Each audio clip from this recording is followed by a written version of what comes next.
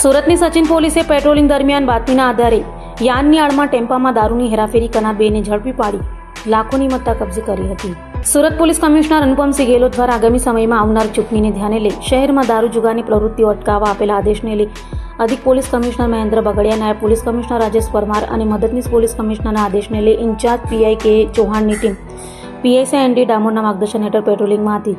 ત્યારે અનારમાં police constable Narendrasinh Solanki અને નારણભાઈ રબારીને મળેલી બાતમીના આધારે લાજપોર 4 રસ્તા પાસેથી પસાર થતા આઈસર ટેમ્પોને આંતર્યો હતો અને ઝડપી લેતા ટેમ્પામાં યાનની આડમાં દારૂની હેરાફેરી ઝડપાઈ હતી. જેથી પોલીસે દારૂનો જથ્થો, યાનનો જથ્થો, મોબાઈલ અને આઈસર ટેમ્પો મળી 11,89,000થી વધુની મત્તા કબજે કરી સુમિત સિંઘ રાજપૂત અને બાબુલાલ યાદવની ધરપકડ કરી કાયદેસરની કાર્યવાહી હાથ ધરી હતી.